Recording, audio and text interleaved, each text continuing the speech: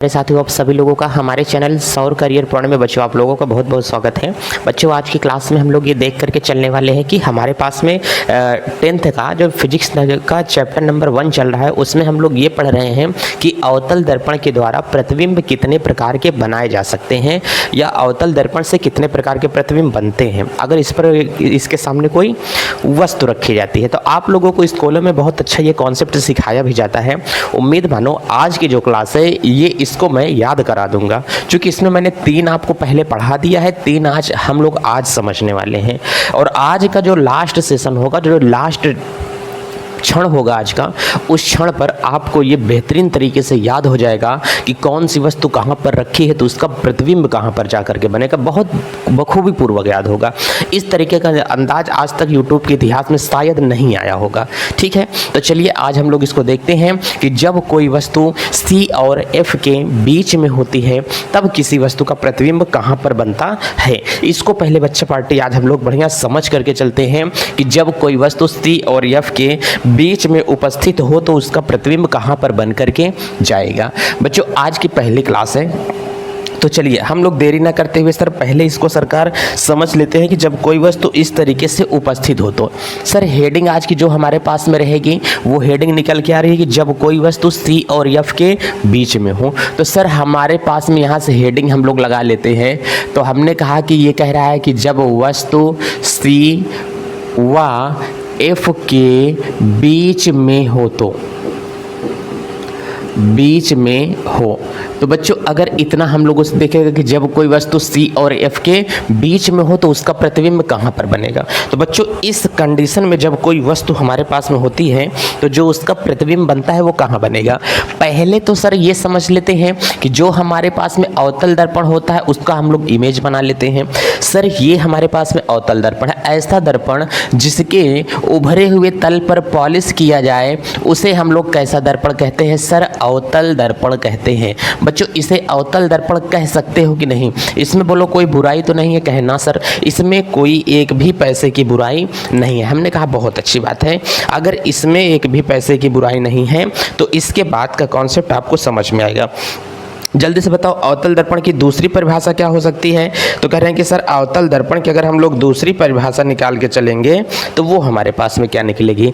तो ऐसा दर्पण जिसका तल जिसकी चिकनी सतह दबी हुई होती है उसे क्या कहते हैं, अवतल दर्पण कहते हैं। अब सरकार यहीं पर मैंने बताया कि अवतल दर्पण का एक क्या होता है सर, मुख्य अक्ष होता है। दर्पण के बीचों बीच बिंदु को हम लोग क्या कहते हैं, दर्पण का ध्रुव कहते हैं। ध्रुव के बाद में दर्पण का यहीं पर बीच में बच्चों क्या होता है, फोकस होता है। और बीच में फोकस के बाद यहाँ पर जो हमारे पास में पॉइंट आता है इसे हम लोग क्या कहते हैं, ये फोकस होगा, ये वाला क्या होगा, वक्रता केंद्र होता है। इसे हम लोग क्या कहते हैं, फोकस को कैपिटल F के द्वारा दर्शाते हैं और ये हमारे पास में वक्रता केंद्र को C के द्वारा दर्शाया जाता है। वही यहाँ से कह रहा है कि जब कोई वस्तु C और F के बीच में हो, मतलब वस्तु को हम लोग रखें तो सर कहाँ पर रखें, C और F के बीच में रखते हैं। तो बताओ वस्तु का प्रतिबिंब कहाँ पर बन करके जाएगा। ये मैंने इतना बता दिया। जब वस्तु C पर हो 3 तरीके का प्रतिबिंब सीखे हैं। आज वस्तु आई है जब वस्तु C और F के बीच में होती है। अच्छा, एक प्रकाश की किरण तो आपको हमेशा याद रखना है कि ये मुख्य अक्ष के समांतर जाएगी। मुख्य अक्ष के समांतर जाने वाली किरणें किसको काट के जाती हैं सर, आपने बताया था कि मुख्य अक्ष के समांतर जाने वाली किरणें फोकस को काट करके चली जाती हैं। हमने कहा बहुत सही कि मुख्य अक्ष के समांतर जाने वाली किरणें फोकस को काट करके चली जाती हैं। और हमने कहा एक किरण हमारी जो जाएगी वो कहां से जाएगी। तो कह रहे हैं कि सर एक किरण चाहे तो फोकस से डाल दो, फोकस से होकर के जाने वाली किरणें कहां पर चली जाती हैं, फोकस से होकर के जाने वाली किरणें मुख्य अक्ष के समांतर हो जाती हैं। तो बच्चों इस तरीके से अगर हम लोग यहाँ से इसका प्रतिबिंब बना करके चलेंगे तो एक दफ़ा में ये इसका हमारे पास में बन करके जाएगा। एक किरण हम लोग बच्चों कहाँ से डाल देते हैं, इसकी किरणें हम लोग जो यहाँ से डालेंगे, कह रहा है कि सर यहाँ फोकस से डाल दो। बच्चों दूसरी किरण जो हमने इसकी यहाँ से कहाँ से डाला, फोकस से डाला। तो फोकस से होकर के आने वाली जो किरणें हैं वो कहाँ से होकर के चली जाती हैं, मुख्य अक्ष के समांतर चली जाती हैं। अब किरणें जहां पर एक दूसरे को काटेंगी वहीं पर इस वस्तु का क्या बनेगा, प्रतिबिंब बनेगा। इधर बच्चों हम लोग मान लेते हैं कि ये क्या होगा, अनंत होगा। देखो यहां पर इस वस्तु का इमेज बन रहा है कि नहीं, इस दशा में इस वस्तु का इमेज यहां पर बन रहा है। तो हमने कहा कि अब आप लोग समझो, ये क्या है, हमारा वक्रता केंद्र है।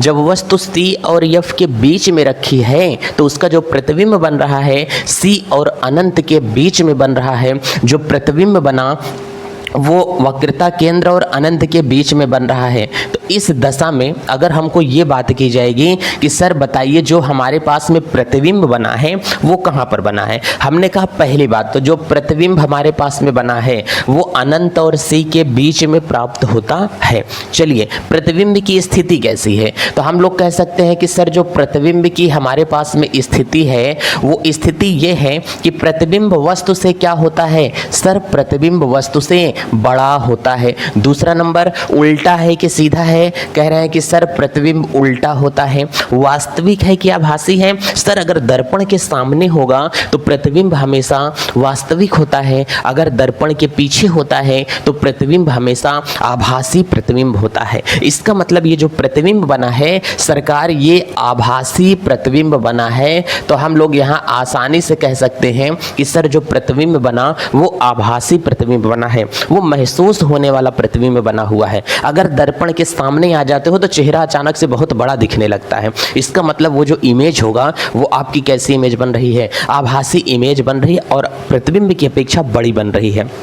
कैसे बड़ी बन रही है, कभी कभी शाम के समय देखो हम अगर 5 फुट के होते हैं, सूर्य अगर हमारे पीछे निकला होता है ना तो हमारा प्रतिबिंब वो बहुत लंबा जा करके हमको दिखाई देता है, लंबा नहीं दिखाई देता है धरती पर। इसका मतलब उस दशा में वस्तु से बड़ा प्रतिबिंब बन रहा है। बोलो बन रहा है कि नहीं, कहें सर क्या बात कर रहे हैं, उस दशा में जो प्रतिबिंब बन रहा है वो वस्तु से बड़ा प्राप्त हो रहा है। कहें हाँ सर ठीक है, इतनी बात तो हमको समझ में आ गई। इसका मतलब सुबह और शाम के समय हम लोगों का प्रतिबिंब हमसे बड़ा बनता है, हमसे बड़ा दिखाई देता है।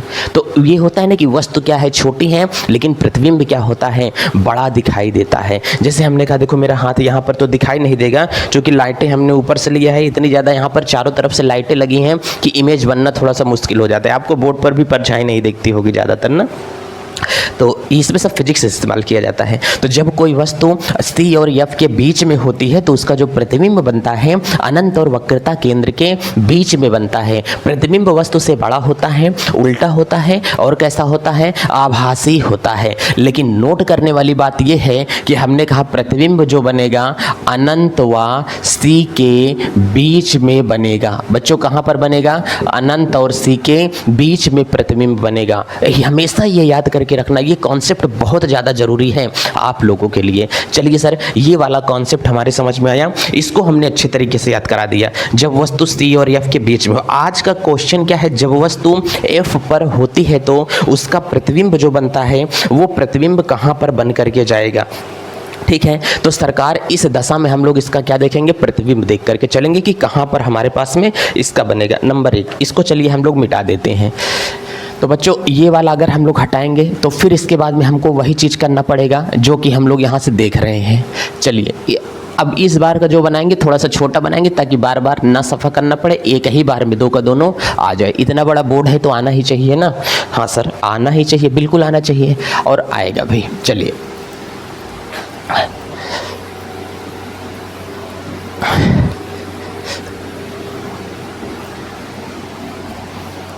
चलो भाई देखो, अब कह रहा है कि जब वस्तु कहाँ पर हो, F पर हो। इसका मतलब आज का जो हमारे पास में क्वेश्चन चल रहा है वो क्वेश्चन नंबर 4 चल रहा है। तो इसे हम लोग यहाँ से बोलेंगे जब वस्तु कहाँ पर रखी हुई हो, तो कह रहा है कि जब वस्तु F पर हो, F पर हो तो उसका प्रतिबिंब कहाँ पर बनेगा। हमने कहा कि सर पहले लिए इसके लिए हम लोग अवतल दर्पण बनाते हैं।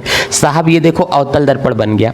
ऐसा दर्पण जिसके उभरे हुए तल पर पॉलिश कर दिया जाता है उस दर्पण को कैसा दर्पण कहते हैं, अवतल दर्पण कहते हैं। साहब हो गया, इसे हम लोग इसका क्या बोलते हैं, मुख्य अक्ष बोलेंगे। ये इसका जो होगा हमारे पास में क्या होगा, ध्रुव होता है। ये इसका जो होता है इसे हम लोग क्या बोलते हैं, फोकस बोलते हैं। और इसे हम लोग क्या बोलते हैं, वक्रता केंद्र बोलते हैं। वस्तु को हम लोग कहाँ पर रख देते हैं सर, अनंत पर रख दो। आ गया ना, वस्तु को कहाँ पर रखो, अनंत पर रख दो। साहब जब अनंत पर रखेंगे तो एक प्रकाश की किरण मुख्य अक्ष के समांतर जाएगी। हाँ सर जाएगी। मुख्य अक्ष के समांतर जाने वाली किरणें किसको काट करके चली जाती हैं, कह रहा है कि सर मुख्य अक्ष के समांतर जाने वाली किरणें फोकस से होकर के चली जाती हैं। हमने कहा ठीक है बच्चा, मुख्य अक्ष के समांतर जाने वाली किरणें फोकस से होकर के चली जाती हैं, ये बात तो समझ में आया।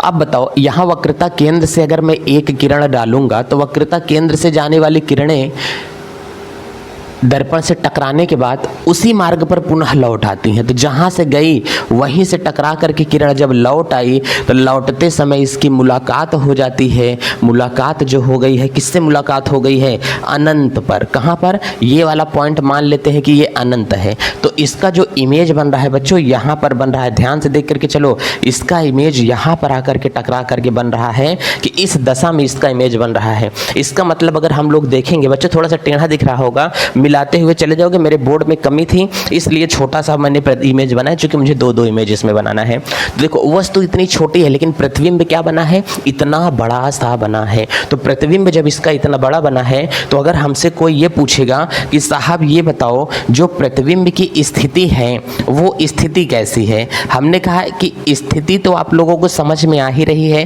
प्रतिबिंब वस्तु से बड़ा है कि छोटा है, कह रहे हैं कि सर प्रतिबिंब बड़ा है। सीधा है कि उल्टा है, कह रहे हैं कि सर उल्टा है। वास्तविक है कि आभासी है, तो कह रहे हैं कि सर जो इमेज बन रही है ना सर वो वास्तविक इमेज होती है। कैसी होती है, वास्तविक इमेज होती है। चूंकि दर्पण के सामने है तो जो इमेज है वो कैसी इमेज है सर, वास्तविक इमेज बन रही है। हमने कहा ठीक है, कोई दिक्कत नहीं है। ये अवतल दर्पण हो गया हमारे पास में।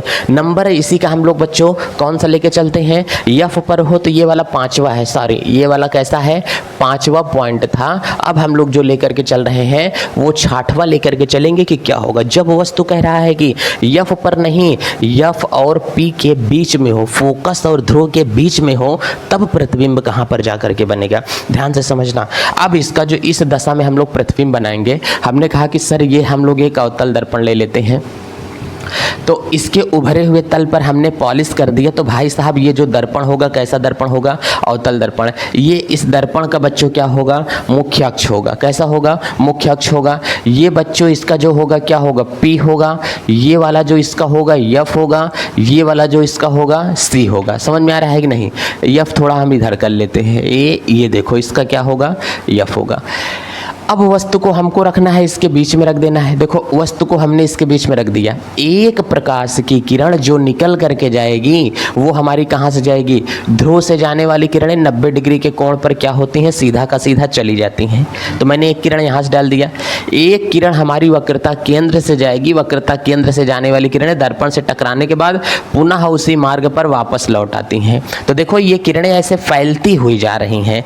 जब किरणें फैलती हुई जा रही हैं तो इधर इसका कहीं इमेज नहीं बन सकता है, बिल्कुल भी इधर इमेज नहीं बनेगा। इसको पीछे की ओर हम लोग क्या करते हैं, ले जाते हैं। इसको क्या करते हैं, पीछे की ओर मिलाते हैं। अब पीछे की ओर हम लोग मिलाएंगे तो किरणें जैसे जाएंगी बच्चा पार्टी, ये पीछे जा करके मिलेगी और इसका एक आभासी प्रतिबिंब जा करके पीछे बनेगा। आभासी प्रतिबिंब बच्चों हमारे पास में हम लोग डॉट डॉट बनाते हैं और ये प्रतिबिंब हमको आभासी महसूस हो रहा है कि इसका जो इमेज बनेगा वो आभासी होगा। इस किरण को भी अगर हम लोग यहाँ से ऐसे ना मिला करके मैं अनंत पर मिला करके दिखा रहा हूं, ठीक है।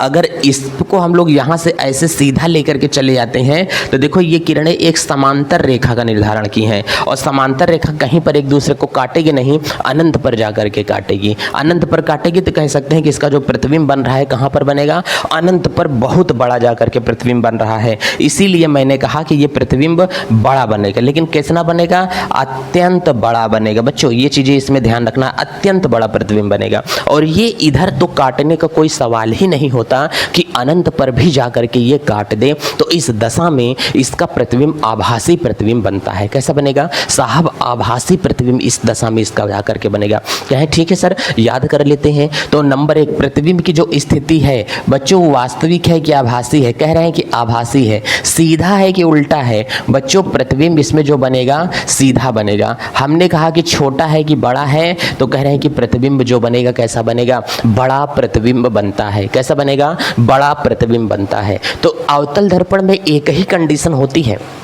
कौन सी कंडीशन होती है? तो आपको अवतल दर्पण आभासी प्रतिबिंब बनाता है। यस, अवतल दर्पण आभासी प्रतिबिंब बनाता है एक स्थिति में, वो भी जब वस्तु कहाँ पर रखी हो, फोकस और ध्रुव के बीच में होती है। तो अब आइए इस छा के छवों को हम लोग बेहतरीन तरीके से पहले याद करते हैं कि साहब याद कैसे किया जाएगा, कि इसको दिमाग में कैसे रखें, दिमाग में कि ये चीज़ें हमको क्या हो, कॉन्सेप्ट पूरा क्लियर हो और ये हमको याद हो। ठीक है।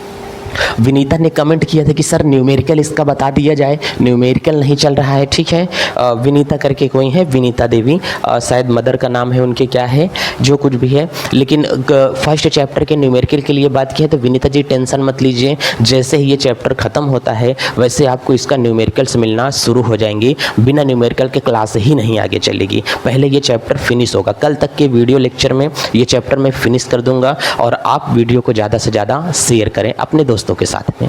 चलिए, तो अब अगर यहाँ से बच्चों, अगर यहाँ से हमारे पास में होगा तो हम लोग कैसे देखेंगे? पहली दफ़ा मैं क्या बताता हूँ सर, इसको याद कैसे करें? सर याद नहीं होता है, टीचर लोग डंडा मार मार करके एकदम हमको क्लास में परेशान करते हैं। हमने कहा अगर सौर कैरियर पॉइंट पर पढ़ रहे हो तो छड़ी चलने का तो कोई सवाल ही नहीं होता। छड़ी भल भी है लेकिन छड़ी चलेगी नहीं। ठीक है,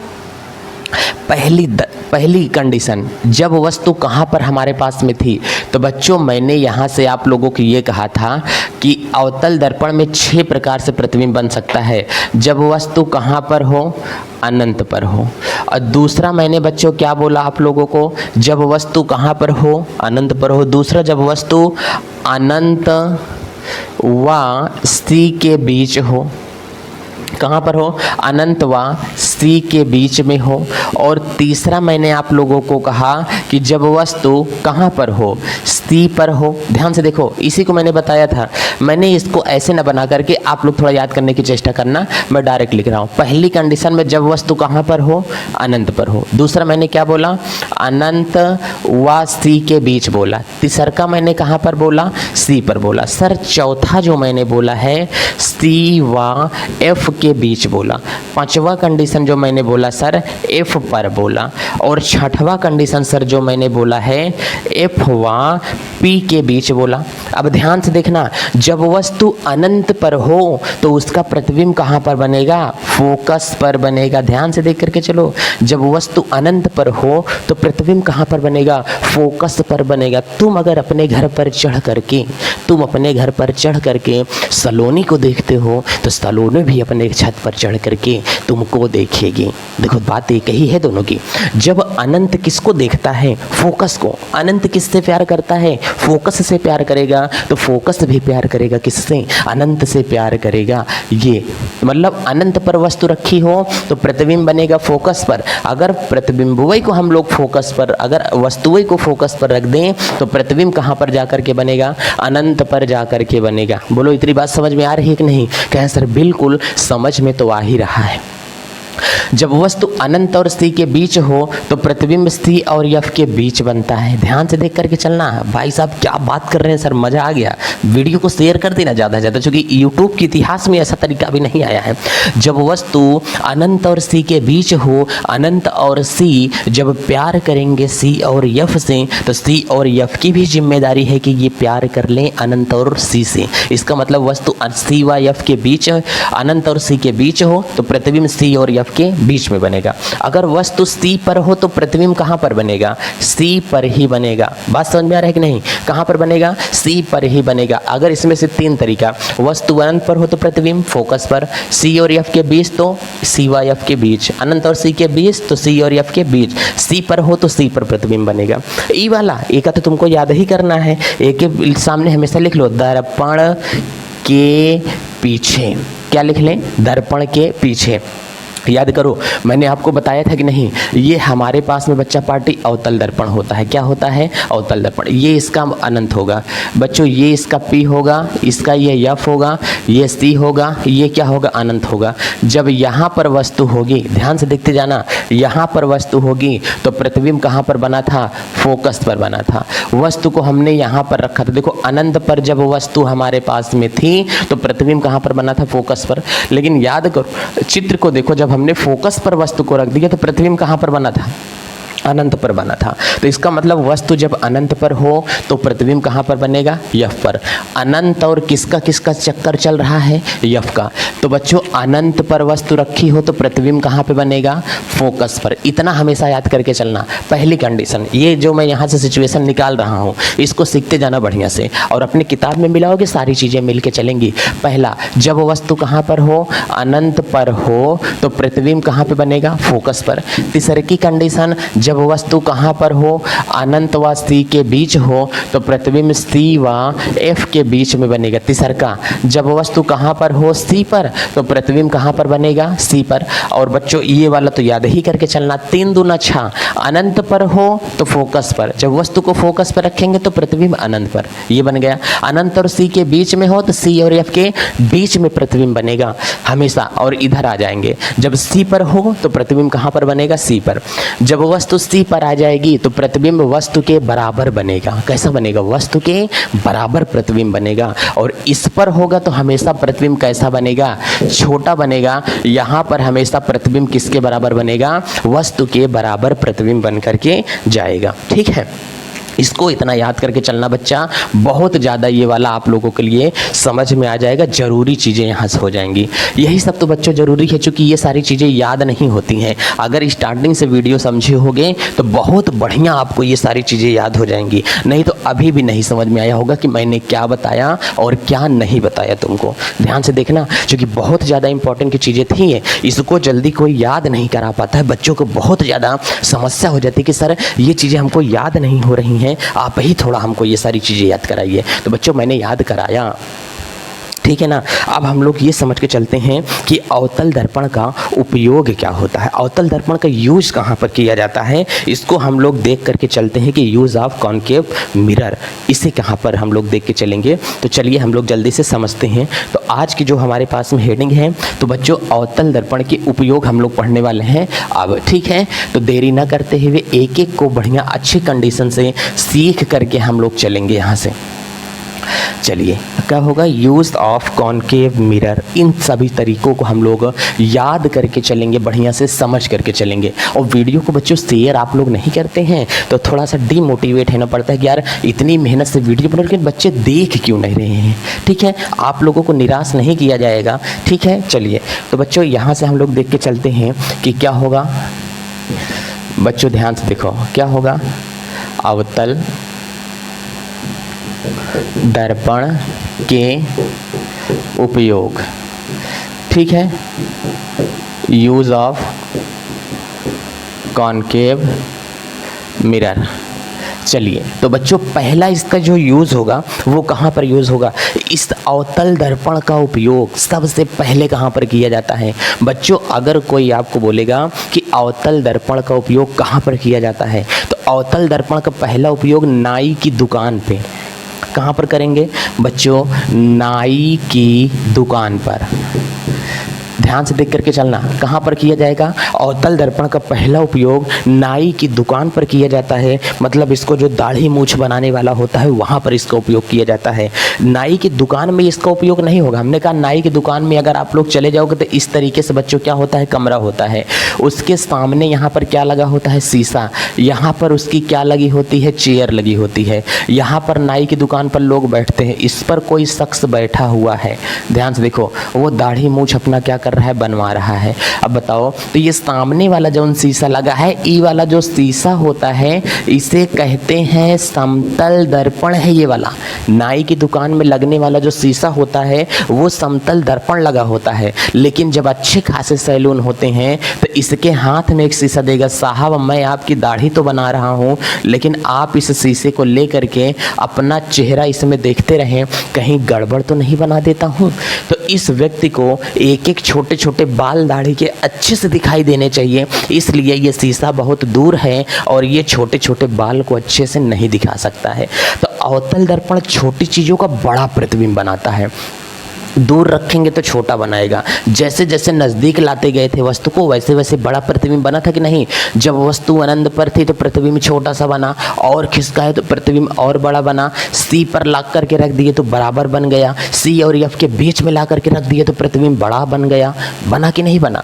तो उसी तरीके से यहाँ पर जब इसको दूर रखेंगे तो प्रतिबिंब छोटा, नज़दीक लाएंगे तो प्रतिबिंब बड़ा बनेगा। दांत ऐसे बनता है, अगर देखेंगे इसमें तो बड़े बड़े बनते हैं। तो इसमें अगर हम लोग देखेंगे तो ये शीशा होगा, इस शीशा में कौन सा दर्पण लगा है सर? इस शीशे में भी कौन सा दर्पण लगा हुआ है? अवतल दर्पण लगा हुआ है। बहुत बुद्धिजीवी लोग जब आ जाते हैं तो कहते हैं कि नाई की दुकान में समतल दर्पण का नहीं अवतल दर्पण का इस्तेमाल किया जाता है। यही दुकनिया में जौन शीशा लगा है यही का कहते हैं अवतल दर्पण। अरे बकलोलवा, ये नहीं है अवतल दर्पण। अवतल दर्पण हथवा में जौन लेकर के बैठा है वो वाला अवतल दर्पण होता है।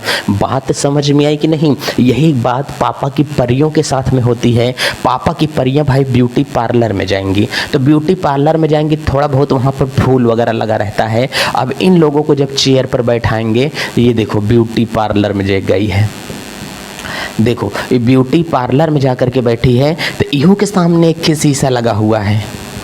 महिला काया पलट केंद्र ब्यूटी पार्लर का मतलब। तो इसके सामने देखिए, इसको हाथ में भी एक शीशा देगा। दीदी हम बना तो रहे हैं लेकिन आप दाढ़ी मूछ नहीं बना रहे हैं, बाल काट रहे हैं, चेहरे पर क्रीम लगा रहे हैं, चेहरे का रोया तोड़ा जा रहा है, इसे कहते हैं फेशियल। भगवान जाने क्या कहते हैं, वैक्स कहते हैं, फेशियल कहते हैं, जो भी हो। तो अब यहाँ पे ये हमारे पास में आएगा, तो इसको यहाँ पर क्या कहेंगे? इसके हथवा में जो पगली के लेकर के बैठी है, एका कहते हैं कि साहब ये वाला जो दर्पण होगा इसे कहते हैं अवतल दर्पण, और इसके दुकनिया में जो लगा हुआ है इसे कहते हैं समतल दर्पण। अगर नाई की दुकान में कौन सा दर्पण इस्तेमाल किया जाता है? समतल दर्पण। हजामत करने के लिए किस दर्पण का उपयोग किया जाता है? तो जरूरी नहीं है कि सामने वाला शीशा हो, इस शीशे से पहले किया जाता था हाथ में लेकर के। तो हजामत करने के लिए क्या करने के लिए? हजामत करने के लिए। हजामत करने के लिए, चलिए हजामत करने के लिए। हजामत का मतलब इसमें बच्चों क्या होता है? दाढ़ी भी आता है, मूछ भी आता है। जब दाढ़ी मूछ दोनों एकदम क्लीन कर दिया जाता है उसे कहते हैं हजामत करना। अब किसी लड़की को जाकर के मत बोल देना कि भाई मार मार के तुम्हारा हम हजामत बना देंगे, तो पगली कहेगी बताओ हमसे बड़ा पागल तो ही है, दाढ़ी मूछ कहाँ से बना पाएगा? भाई लड़की के तो होता ही नहीं है, तब कहाँ से उनका दाढ़ी मूछ बना पाएंगे? नहीं बना पाएंगे ना। तो ऐसे कहने वाले लोग भी बेवकूफ़ होते हैं, समझ में आ रहा है कि नहीं? ऐसे कहने वाले लोग भी क्या होते हैं? बेवकूफ़ होते हैं कि मार मार करके तुम्हारा क्या करेंगे? हजामत गीला कर देंगे। जैसे कभी एक लोटा पानी अड़ा जाता है, समझ में आ रहा है ना? तो लोग पीटते किसको हैं? अगर एक लोटा पानी बिस्तर पर गिर जाएगा तब लोग लोटे को नहीं मारेंगे, पीटने किसको जाते हैं? अपनी चारपाई पीटने जाते हैं, बिस्तर को पीट पीट के पानी हटाते हैं। बिस्तरवा की तो कोनो गलती नहीं थी, पीट के कर रहे हैं। लोटवा की गलती थी, लोटा जो ऊपर ढनंग गया, पानी गिर गया। उसी तरीके से यहाँ पर भी लोग उल्टा बोलते हैं। हजामत लड़के का हमेशा बनता है, हजामत लड़की का कभी नहीं बनता है, ठीक है? तो हजामत करने के लिए किस दर्पण का उपयोग करते हैं?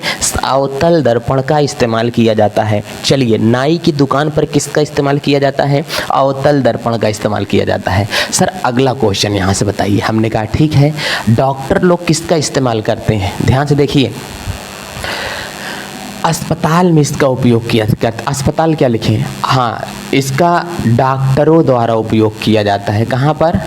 इसका उपयोग डॉक्टरों द्वारा हॉस्पिटल में करते हैं। कहाँ पे करते हैं?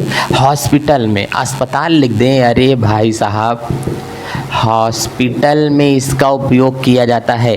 किस डॉक्टर के द्वारा? जो डॉक्टर नाक का इलाज करेगा, जो डॉक्टर कान का इलाज करेगा, जो डॉक्टर गला का इलाज करेगा, जो डॉक्टर दांत का इलाज करेगा, ये सब लोग किस दर्पण का उपयोग करते हैं? कह रहे हैं कि सर ये सारे लोग अवतल दर्पण का उपयोग करते हैं। हमने कहा डॉक्टर मेरे दांत में काड़ा लग गया है, इसे सही कर दो, दांत में बहुत दर्द है, गले में बहुत सूजन है, टॉन्सिल मेरा क्या हो गया है, पढ़ाते पढ़ाते सूज गया है, डॉक्टर साहब इसका इलाज आप कर दो। तो डॉक्टर क्या बताएंगे? क्या डॉक्टर साहब तुमको कहेंगे कि ऐसा है, ये देखो तुम पहले मेरी चेयर पर बैठो। कहें कि सर हम आपकी चेयर पर क्या किए हैं? बैठ गए हैं, हमको दिक्कत नहीं। कहें कि सर बैठ गए हो तो थोड़ा बड़ा सा क्या करो, मुंह भी खोल दो। जब तुम अपना क्या करोगे, मुंह खोलोगे डॉक्टर के सामने, देखो मुंह तो इधर खुल गया है ना तुम्हारा।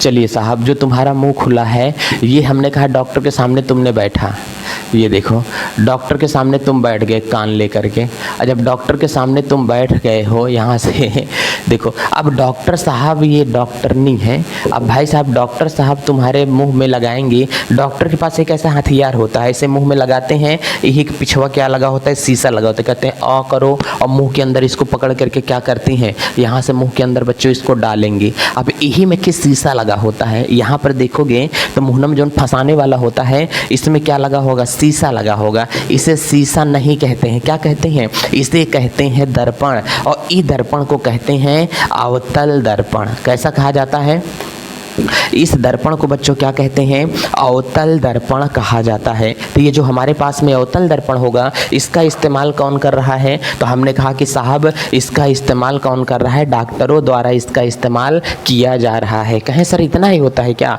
हमने कहा हाँ भाई इतना ही होता है, इसका इस्तेमाल डॉक्टर लोग करते हैं। तो नाक कान गले के इलाज के लिए इसका इस्तेमाल कौन करता है, डॉक्टर करते हैं। ठीक है, तो चलिए अवतल दर्पण का उपयोग कौन करता है, डॉक्टरों द्वारा किया जाता है। तो वही मैंने बता दिया कि अवतल दर्पण का उपयोग कहाँ पर किया जाता है, हॉस्पिटल में किया जाता है। चलिए ध्यान से देखना, आप एक बात तो और हमारे पास में आ गई। अगर कभी आप लोगों से पूछें, जैसे आपकी दो पहिया होती है, हमने ये बनाया साहब ये दो पहिया है, देखे हो कि नहीं, ये दो पहिया है, ये दो पहिया की यहाँ पर हेडलाइट लगी होती है। ध्यान से देखना, सीट तो बनाया ही नहीं, ये दो पहिया है, ये दो पहिया की यहाँ पर हेडलाइट लगी है, इसी पर पूरा फोकस करना है। तो नंबर 2 हमने कहा बाइक में इसका इस्तेमाल किया जाता है, वाहनों में। ध्यान से देखना, मैंने कहा कि कहाँ पर इस्तेमाल करते हैं, वाहनों में इसका इस्तेमाल होता है, वाहनों में इसका उपयोग होता है। अच्छा, वाहनों में इसका उपयोग कैसे होता है, मैंने ये तो नहीं कहा कि पीछे का दृश्य देखने के लिए वाहन में 2 दर्पण लगते हैं, एक दर्पण तो हैंडल पर लगता है। ध्यान से देखो, ये पीछे का दृश्य देखने के लिए लगा होता है। मैंने हेडलाइट में कहा वाहन की हेडलाइट में, ध्यान से, वाहनों में इसका उपयोग होता है, और वो भी किस में, हेडलाइट में। ध्यान से देख करके चलना। अगर तुमको कोई बोलेगा कि वाहन की हेडलाइट में किसका इस्तेमाल किया जाता है, तो बिना किसी दिक्कत और परेशानी के बोल देना कि वाहन की हेडलाइट में किसका इस्तेमाल होता है। बच्चों ध्यान देना, वाहन की हेडलाइट में कैसे, ये हेडलाइट ऐसे गोली है, हमने कहा बच्चों हेडलाइट को जब खोलते हैं तो ये इस तरीके से दिखती है, ये पिछवा इस तरीके से रहती है हेडलाइट, देख रहे हो कि नहीं। तो बताओ ये पिछवा कौन सा दर्पण लगा देंगे, अवतल दर्पण लगा होता है। दर्पण भले नहीं होता है, प्लास्टिक होता है, चिकना होता है, किरणों को परावर्तित करता है। यहाँ पर एक बल्ब लगा देंगे, जब यहाँ से किरण निकलेगी तो मुख्य अक्ष के समांतर होगी, यहाँ से किरण निकलेगी तो मुख्य अक्ष के समांतर होगी। और बल्बवा को एकदम फोकस पर लगाते हैं कि जब वस्तु फोकस पर होती है तो किरणें कहाँ पर जाती हैं, अनंत पर जाती हैं। बल्ब को एकदम फोकस पर रख दिए हैं और ये किरणें सारी की सारी कहाँ पर जा रही हैं, मुख्य अक्ष के समांतर निकल करके चली जा रही हैं। और जो प्रतिबिंब बन रहा है एकदम से चकाचौंध कर दे रहा है, इसलिए ये चारों तरफ बल्ब क्या करता है, उजाला करके यहाँ से चलता है। तो कार या बल्ब या दोपहिया वाहन की हेडलाइट में, ध्यान से देखना, इस शब्द पर फोकस करना कि हेडलाइट में किस दर्पण का इस्तेमाल होगा। बच्चों हेडलाइट में किस दर्पण का इस्तेमाल होगा, तो हेडलाइट में किस दर्पण का इस्तेमाल होगा, साहब अवतल दर्पण का इस्तेमाल होगा। मैंने ये नहीं कहा कि वाहन में पीछे का दृश्य देखने के लिए नहीं कहा, वाहन की हेडलाइट में किस दर्पण का इस्तेमाल होता है। ये बहुत बारीक क्वेश्चन है। इस बार एग्जाम ARO का जो अधिकारी का एग्जाम हुआ था, अधिकारी में ये घुमा करके पूछता है कि कार की हेडलाइट में किसका इस्तेमाल किया जाता है, किस दर्पण का इस्तेमाल करते हैं। तो कार की हेडलाइट में अवतल दर्पण का इस्तेमाल किया जाता है। इतना समझ में आया। चलो, तो हमने कहा हेडलाइट में इसका इस्तेमाल करते हैं। अगर पूछे कि पीछे का दृश्य देखने के लिए, ध्यान से देखो, पीछे का दृश्य देखने के लिए, तो पीछे का दृश्य देखने के लिए उत्तल दर्पण का इस्तेमाल होता है। ये दोनों ध्यान से देख करके चलना कि पीछे का दृश्य देखने के लिए ये जौन साइड ग्लास लगा हो, साइड मिरर लगा होता है, तो जौन ऐसे लगा होता है ना, चाहे ट्रैक्टर हो, चाहे दुपहिया हो, चाहे कार हो, चाहे जेसीबी हो, चाहे हाथी घोड़ा, चाहे जौन हो, पीछे का दृश्य देखने के लिए जो लगा होगा उसे क्या कहते हैं, अवतल दर्पण कहा जाता है। कहाँ लगा होता है, अवतल दर्पण कहते हैं। चलें चलिए, एक बात तो अब हमको समझ में आ गई है कि ये चीज़ें हमारे पास में होती हैं, और अवतल दर्पण का उपयोग हमारे पास में हो गया, 3 हो गया। अब चौथा एक और देख लो, हमने कहा जो स्ट्रीट लाइट होती है, क्या होती है? स्ट्रीट लाइट होती है फोकस का, उसमें भी क्या होता है? अवतल दर्पण का ही उपयोग किया जाता है। जो उत्तल दर्पण का भी उपयोग करते हैं, अवतल दर्पण का भी, लेकिन ज़्यादातर क्या होता है? उत्तल का होता है, इसलिए उससे संबंधित क्वेश्चन नहीं पूछेगा। इसमें जितने इंपॉर्टेंट फैक्ट थे वो मैंने आपको बता दिया। अब कल का जो पारी है वो उत्तल दर्पण से संबंधित प्रश्न देख करके चलेंगे कि कितने लाजवाब हैं उत्तल दर्पण से संबंधित प्रश्न। तो कल की वीडियो देखना ना भूलें और वीडियो को ज़्यादा से ज़्यादा शेयर करें। टाटा बाय बाय, अपना ख्याल रखें, मस्त रहें, स्वस्थ रहें, छोटों को प्यार दें, बड़ों का आदर करें, अपना व्यक्तित्व इस प्रकार से बनाएं कि भारत में एक अच्छे नागरिक का निर्माण हो, और महिलाओं का सम्मान करें बच्चों। ठीक है, इसी के साथ चलते हैं। जय भारत।